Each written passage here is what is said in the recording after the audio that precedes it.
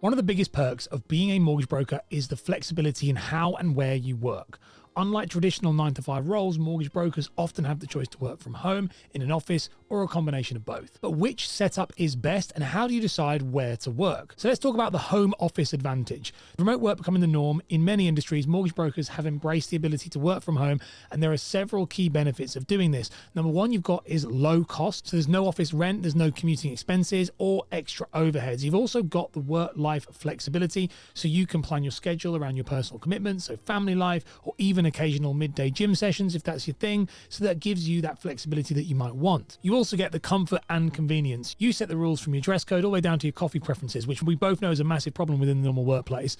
That said, working from home isn't always ideal. The biggest challenges include distractions, household jobs and chores, kids, or even Netflix, and that's a big one, can steal your focus. Loneliness is another one. Without colleagues around, it can sometimes feel very isolating, and it takes a while to get used to that. And you also have to factor in the professional image. If you're constantly doing meetings via Zoom, you need to ensure your setup looks professional, which is why I spent a load of money building a custom recording studio in my back garden. Now let's talk about the office setup, okay? So some mortgage brokers do prefer a traditional office environment, whether that is renting their own space or working from a firm's office. Now, why would that be the case? Well, one, the professional environment. A dedicated space makes meetings, networking, and client consultations a little bit easier and can look a little bit more professional. Second thing is there's team collaboration. Working alongside colleagues allows for quick problem solving, idea sharing, and that sense of community, which is lost when you're working from home. The other one is clear boundaries. When you leave the office, you leave work behind, in theory, I guess, but with mortgages, it doesn't quite work as well as that.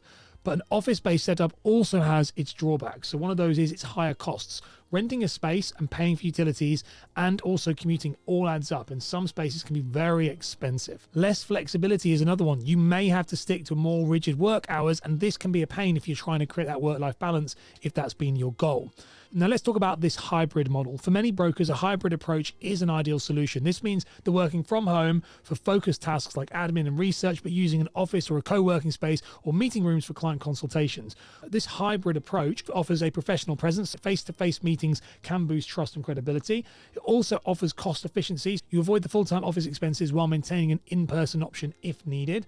And you have better work-life balance because you can switch up your environment based on the tasks at hand. And also, if you're needed at home for a specific thing, you still have that ability to do so. So which one of them is best? Well, honestly, there is a no one-size-fits-all answer. It really depends on your work style, the client's needs, and your personal preferences. If you're great at self-motivation and primarily work online, the home route might be perfect. It was for me. But if face-to-face interactions are key, then an office could be a better choice. And if you feel like you're somebody who needs to be surrounded by people, then being in that environment is an absolute must. No matter what happens, being a mortgage broker comes with loads of changes and constant shifting criteria and new things. So check out this video on screen right here, which is how I break down how you can stay up to date with all the latest changes in the mortgage industry.